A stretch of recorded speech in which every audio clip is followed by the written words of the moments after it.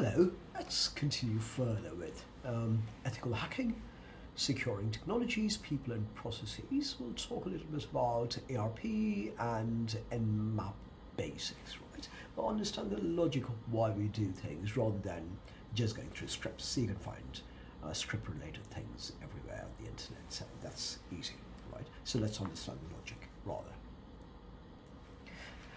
Mind you, again, when you ever try this out as hands-on, ethical hacking is always tempered curiosity. Be curious, but temper it. Understand the logic, don't be a script jockey. So let's begin with NMAP subnets. Now of course, NMAP is network map. It's a very powerful tool and a great way to learn how to practice and learn and practice some ethical hacking skills. If you can try something like TryHackMe and so forth. But the first thing we do is understand the subnet, because most places will actually have a subnetwork, which will isolate different things based on the following a certain topology and of course following a certain logic, right? Might be a departmental logic, might be a functional logic, might be a geographical logic, and so forth. So subnets are, of course, sub-networks, right? Smaller networks within networks. So it's a network segment, a group of computers connected using a shared medium, whether you're talking about an Ethernet switch or a Wi-Fi access point. In an IP network, a subnetwork is usually equivalent to one or more network segments connected together. So you see multiple network segments connected together. So you've got switch 1 and switch 2 and linked together by a router, which serves as a bridge between them, and the switch serves as a bridge within the subnetworks. So this network segment refers to physical connection, while a subnetwork is actually a logical connection. So mind you, so the network segment is physical, but the subnetwork is logical. Logical connection versus physical connection basically means that it doesn't actually have to be present as a separate set, like physically present. It has to be designated using software, and that's where the logic is built in, as a subnet. So you can isolate things. So they don't have to, in order for you to have a subnet, you don't have to have like 5 computers beside each other, right? You can have 5 computers across the ocean for all we care, but as long as you can logically bind them as they're the ones who are a part of this subnetwork. Now, ARP is a link layer protocol, right? So ARP is a link layer protocol, and the main job is to find MAC addresses. So the MAC addresses, think of it as a hard-coded address on your machine, and ARP packets are therefore bound to their subnet, right? So it's your MAC address is what defines it.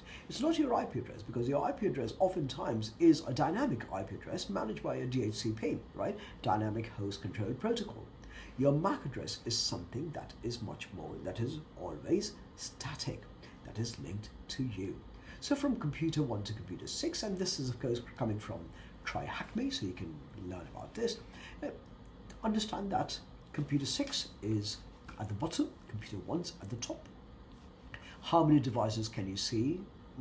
How many devices can see the ARP request? Why? The answer is 4, because the router is the handoff, right? So it goes through the router, and then the ARP request remains within the subnet. So did computer 6 receive the ARP request? Yes or no? The answer is no, because computer 6 is in a different subnet. So what you're doing is you're isolating things so that you're obfuscating one subnet, or you're hiding one subnet from the other. Not obfuscating, but hiding. Again, if you're looking from computer 4 to 6, which is with the same subnet, how many devices can see the ARP request? Why? Because the answer is 4, because the router is a handoff, and the ARP request is within the subnetwork itself, right? And did computer 6 receive the ARP request? The answer is of course yes, because they're within the same network. So if they're between different networks, you can't receive an ARP request. So I want to know what your actual physical address, not when I say, what your designated serial number is for the machine, which is your MAC address. I can't see it if you're in a different subnet, because I don't want you to be able to sniff that out. But if you're within the same subnet, we assume you're a trusted entity, and we will allow you to do that. So discovering live hosts, how do you go about doing that? So NMAP leverages protocols to discover the live hosts, and of course understand the way it happens is you've got 4 major layers: the link layer, where the linking takes place, then the network layer, where it connects to the network, then the transport layer, where things move from one part to another, and then the application layer, where suddenly things are read and presented, right? So under link layer, you've got this set out there, which is the physical layer and the data link layer. The network layer, of course, is the network layer, which of course you can see all these different protocols, the version 4 IP, version 6 IP, ICMP, IPsec, which is a tunneling protocol, and then in your link layer you've got ARP, Ethernet, Wi-Fi, DSL, Bluetooth. In your transport layer you've got TCP, UDP. UDP is oftentimes used heavily by smart devices and so forth. That's your transport layer. So you've got transport layer, network layer, link layer that consists of both physical and data link layer, and then your application layer, which includes your session layer, your presentation layer, and your application layer. And the protocols they follow are HTTP, HTTPS that you see, of course, on your websites, and SMTP, POP3, and those you oftentimes see with your, what you call it, your mail servers and so forth, Secure Shell, FTP, IMAP, SNMP, Telnet, RDP, and so forth, right? So everything from remote desktop protocols to hypertext transfer protocol, that's your application layer. So ICMP, of course, it's important to realize ICMP has many types. So ICMP ping, which whenever we do a ping, that's what we're using, uses type 8, which is echo. I'm sending you something, and then you return something to me, and which is an echo reply, which is a type 0. If you want to ping a system on the same subnet, an ARP query should precede an ICMP echo. It should say, hey, that's the MAC typically, right? And moving forward, now if you use ARP, of course, you know, you can run sudo. So sudo is a privilege run, right? So you're basically running it as a root or a privileged user. And then the users are known as the sudoers, can use nmap with the sudo nmap to find MAC addresses. Because you're privileged, you can find MAC addresses, right? And you're a root user, which means you have the highest privilege of the lot. So for the rest, you do a SYN scan, right? And use for a TCP three-way handshake, which is a very important thing to know. What is a TCP three-way handshake? This is how communication happens. The first thing that happens is something called the SYN. So oftentimes you'll hear something called a SYN flood, right? So the SYN basically means synchronize. The client, whoever is requesting, is sending a SYN packet to the server, right? The server now acknowledges this with something called a SYN ACK and sets the acknowledge flag to 1. Then the client receives, or client sends an ACK or an acknowledgement package to the server saying, hey, I've received what you've just sent me. So you send something with a SYN, it's acknowledged with a SYN ACK, and you then acknowledge their acknowledgement with an ACK. So SYN to SYN ACK to ACK, you see, 1, 2, 3, the three-way handshake. So if you, for example, if you're running an NMAP with SN, right? And we'll talk about SN, and you're running it, you know, to a particular subnet, and you know, okay, that's, you know, it's got 24 sets, and there are mechanisms to calculate it. We won't get into that right now. But what you're doing is something called the -SN. That flag suppresses any port scans and forces NMAP to solely rely on ICMP echo.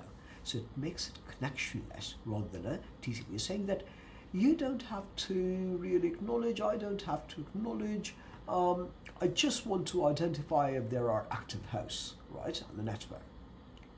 Now, you can use -PR if you want to do an ARP scan. And remember that ARP scans always occur prior to a ping. That's what we talked about previously. Then, of course, you can use something called NMAP-PE.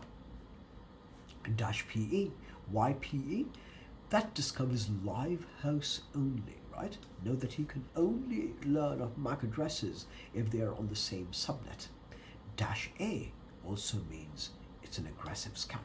It's trying to find as much detail as it can, right? So what it says is PE, find live hosts, SN, suppress any port scans, and so you don't tell anybody, right? You just want to find active hosts and do it aggressively on an IP address, right, with a subnet setup, right? And that takes us to the next set. Next one is called -A. Of course, we just talked about it. You're trying to enumerate value nuggets. Why are you doing that? So you can find out a lot of things. You can find out whether the system is running multiple services. Your target system could be running a variety of services: secure shell, web server, RPC, LTAP, which is a lightweight directory, RDP, VNC, X11, which basically means it might be a potentially complex system with many points of access. More services you're running, more doors you're opening. Then, of course, A will also find out, the aggressive scan, which is -A, that can tell you what kind of version you're using, right? And that oftentimes would say which software and which version. If it's an old software with an old version, you can now start a targeted vulnerability research on that. That's what hackers do. Then, of course, suppose you find that it's running WebSockify, Python, right? And then it's saying, oh, it's running something on port 80. WebSockify is often used to bridge WebSockets to other protocols. If you're using WebSockets to other protocols, you actually might be running a remote access feature or administrative panels. If it's a remote access feature, you might be allowing a lot of entry into your contents. So similarly, if you say you're running Apache on port 81, Apache is typically a web server, right? On a non-standard port, you're running it on non-standard port 81. And it's displaying the default It Works page, so it may not be fully configured, right?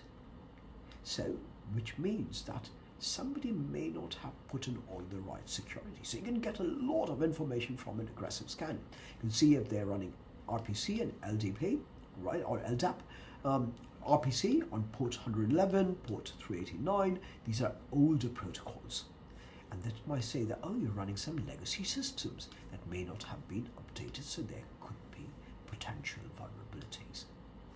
Then you might find that they're running remote access overloads, of course, RDP, and VNC, they're open. So remote desktop access is dangerous because you're saying somebody can actually access my system and read a bunch of different things and even control my system. So these are very, very strong security practices, and you have to realize that you don't make these. Otherwise, if you have these remote access overload going on, then this becomes very weak suddenly. Then X11 access denied. X11 port on port 6001 is present but refusing connections. Maybe it tells you, hey, there's a firewall, or there might be a firewall configuration in play. Then there's something intriguing. You've got some filtered ports, 7777, 7778. What could they be running? Right? And oftentimes you might just use something to check and say, hey, what does a 7777 port run or 7778 port run? So here's an example. So NMAP P80 -script, and you're trying to enumerate something, right? So now the HTTP enumerator now running something called a script. So this is an NMAP script. You're now saying, I want to be much more targeted in terms of which directory, files, other details I can get from the web server. It sends a request to this target server, analyzes the request to identify potential vulnerabilities, misconfigurations, right? So you use that for testing security of web applications. So you're saying starting in map, whatever the time is, and date time is, and then host seems down if it's really up, but perhaps it's blocking a ping. So you might try a PN to see, hey, is it really done? Or is it really down, not done? And then once it says, hey, no hosts are up, so maybe they're hiding something. Then you can run PN, P80. Now you're running SMB discovery.nsc, which is a script on a target. What's this SMB? It's called a server message block. So what you're trying to see is identify the operating system of your remote host. It's crucial because it allows you to tailor based on finding specific vulnerabilities of that operating system. So it says host is up. It spells out the DNS record, right, which is a domain name service, and it says it's running compute Amazon AWS and port state service, and then it says 80 TCP is filtered and it's running HTTP, right? NMAP is done, one host is up and it's been scanned. Then of course you can do a brute force. You can do a DNS brute force. So the DNS brute script is a recon script that performs DNS brute force enumeration. It attempts to recover domains and host names associated with a target domain. You can use that to look for entry points into a network or a system. So suppose we start an attack, right? And you can enumerate targets with switches. So I start here. This is purely from TryHackMe, so you can just follow that. Start the attack box, click on the terminal icon, run an basic NMAP for all ports, right? And you provide who you're attacking.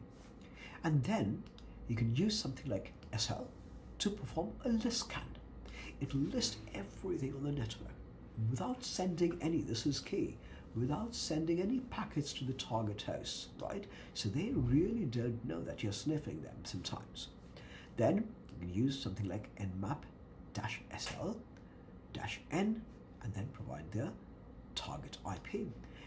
All it says is lists of all the hosts that NMAP will scan without scanning them, but you'll try to do a reverse DNS resolution on all the targets to obtain their names to them and get it for the pen tester, which is a penetration tester. As an ethical hacker, that's what you basically are most of the time. So if you don't want an NMAP to the DNS server, you can then just say -n. And then of course, sometimes remember, the more complicated it gets, the longer, the more detail you want. Sometimes it takes very, very long. You can always press the up and down button to check the run status. But let's look at, so what? Now we found all these things. Suppose this is what we have found from a basic NMAP scan, right? All these ports are open, running secure shell, HTTP, the host 2 NS, RPC bind, LTAP, WebDT server, VNC, X11, CBT, interwise, and so what? So it basically means 22, which is your TCP, which is a secure shell, used for encrypted remote logins. Common target, it is a common target for brute force attacks. So ensure that you have your strong passwords, periodically changing passwords, because it assumes that you have the right credentials that you can leverage to get into the system. This is where limiting access by IP addresses is very, very important.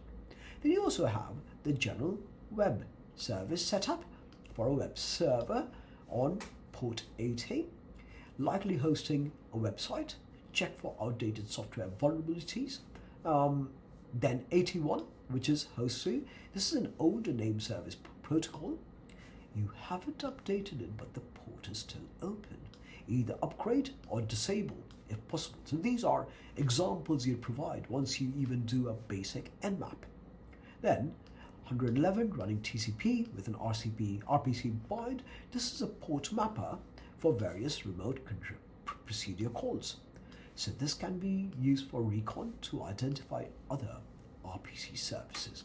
What are we doing remotely? Are we doing remote updates? Could we feed in some malware there? What are we doing? Then you're running 389 TCP, which is an LDAP port, Lightweight Directory Access Protocol, which we've talked about, used for directory services. If it has weak authentication or misconfigured, you can now access the directory. 3389, running WBT server, which is a remote desktop protocol. That's dangerous, right? And especially it's very, very prolific for brute forcing. This is, when you look at this, you say you need to limit access strictly, ensure strong passwords, and make sure you have the latest patches and updates installed. 5901, which is a TCP running VNC1. VNC server is for remote desktop sharing. Of course, same thing, anything that's got remote desktop where somebody can control your machine. Enforce strong authentication and access control, or shut it if you really need to, and open it only on a trust basis. 6001 TCP X11. This is an X-Window system protocol for remote graphical interfaces. If it's an older version, a lot of vulnerabilities are there, and you should be restricted, right, to general traffic. 7077, 7078, oftentimes backdoor programs or file sharing software. Investigating to see if they're intentionally left open, because they can be security risks, and oftentimes could be an internal problem too. So it could be an insider attack too. So 7777 has been a popular malware dropping port. Interwise was an old 2000 messaging platform port. Could they be running unpatched legacy software? You wonder, right? As an ethical hacker. Hackers then might visit the CVE, which is a vulnerability database, to search for CBT and Interwise vulnerabilities. Probing further, the next step, of course, and then of course, if you want to see the database, you can just go in there, and it's public database. See every possible vulnerability for every possible system, port, services they're running, among software they're running, among many other things. So next step is verifying and researching actual software running on these ports for specific vulnerabilities. For example, you can start with NMAP, minrate 1000, T4, P, dash P dash, and then your target. So P means all ports. The 1000, minrate 1000 means 1000 retransmitted packets. T4, T3 is default, you're saying speed it up by 1. And then SV, you want to do a software version scan, for example. I want to see which software they're running and what version. Dash PN, scan all the target ports, right? A, we've talked about it, aggressive scan. SC, run some scripts, which are pre-packaged scripts, right? If you write dash VV, it means the level of verbosity you want, so you can get a lot of detail. Sometimes it's overwhelming, right? And SCV or dash SCV combines all SC scripts, right? Those are all your default NSE scripts and your version scans together, right? So if you run dash SCV, so you can do version and, so again, knowledge of specific ports comes in very handy. DNS ports are oftentimes 52, 53 or 42, so you're saying a much more focused attacks on DNS because you want to bring down the system. So here's an example ethical hacking process. CSE host is up, not shown, port state service, 22 open, running open shell, there's a secure shell host key, 88 running, there's something called robots text, which oftentimes carries a lot of information, but it's disallowed entry. Server header running Apache, dovecot running, and this is the name of the company, and this is again taken from TryHackMe, so you can try the same thing too. And so NMAP, you scan the machine, what ports are there? It says 22 is open, running Ubuntu, 80 is open, running Apache. So you've got a Linux OS, Apache web server.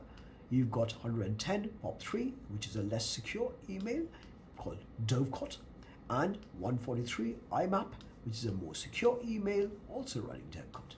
Using the information, look around, what can you find? Searching on Google shows that the company was hacked. Perhaps the dark web then might have a copy of the compromised files. This is what we find, all the hash passwords.